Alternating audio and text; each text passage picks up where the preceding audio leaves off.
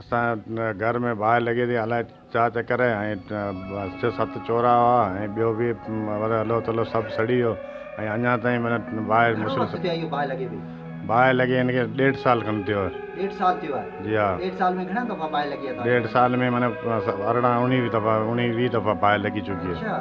हा। सही घणो नुक़सानु थियो आहे तव्हांजो? नुक़सानु तक़रीबन चोरा हुआ ठहियल जेके घर में 7-8 चोरा सड़िया आहिनि ऐं उन्हनि में जो हिकिड़ो चोर माना घटि में घटि न वञे 50-60 हज़ार रुपया खाए थो। सही। 7-8 चोरा सड़िया आहिनि उन में जेको सामान पियल हो खटूं बिस्तरा हंध ऐं घर में चोरनि में जेको बोरची कानो कोन हूंदो आहे चोरा हूंदा आहिनि ग़रीबनि जा ठहियल उन चोरनि में जेके बि सामान हो खाधे पीते जो ॿियो टियों राशन सभु सड़ी वियो रखती ऐं अलाह ताला सड़ी ख़तमु थी वियो आहे। असांजे ग़रीब माण्हू आहियूं मिसकिन आहे असांजो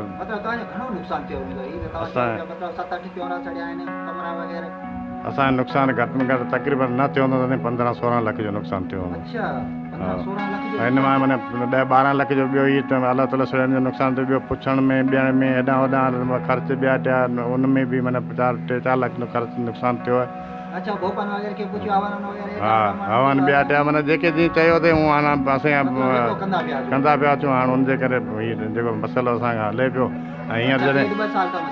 1.5-2 साल खां ऐं माण्हू चवंदा चोरा जेको ठाहियो अथई चोरा छॾो बोरची खाना ठाहियो असां पोइ कची मिटी जा ठाहे बोरची खाना ठाहिया ऐं हुन में बोरची खाना तंहिंखां पोइ हाणे अलमारी जेको कमरा आहिनि कमरनि में बाहि शुरू थी वई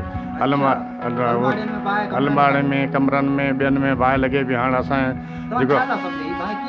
भई कुदरत न असांजे कंहिं सां दुश्मनी कोन्हे असांजो बाबा जेको हू भगत माण्हू हो दरवेश माना कंहिं सां बि माना को दुश्मनी कोन्हे असां पाण बि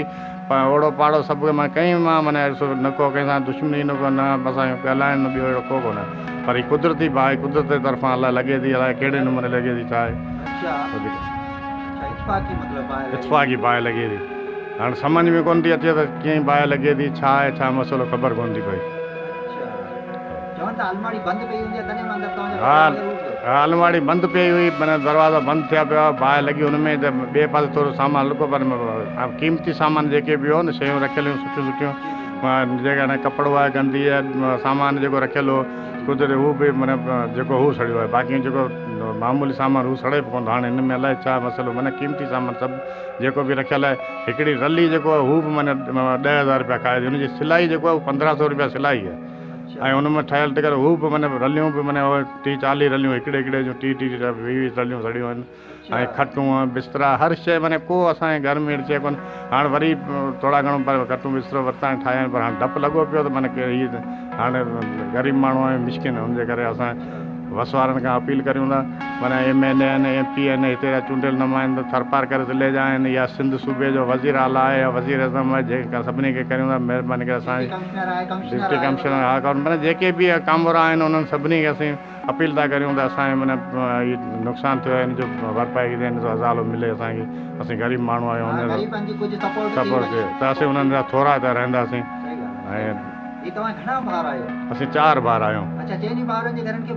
हा 4 भाउर 3 भाउर जेका उन्हनि जे घर में त बाहि जाम लॻी कुझु हुन बाक़ी चोथों भाउ जेको वॾो हुनजे घर हिकिड़ो चोरो सड़ियो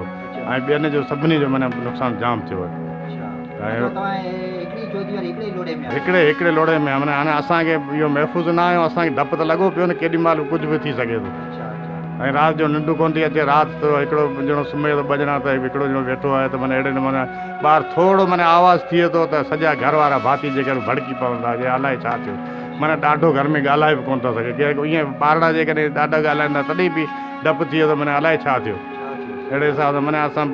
बिल्कुलु कंफ्यूज़ आहियूं ऐं असांजो दिमाग़ बि कमु कोन थो करे हाणे छा करियूं केॾां वञूं कीअं करियूं हाणे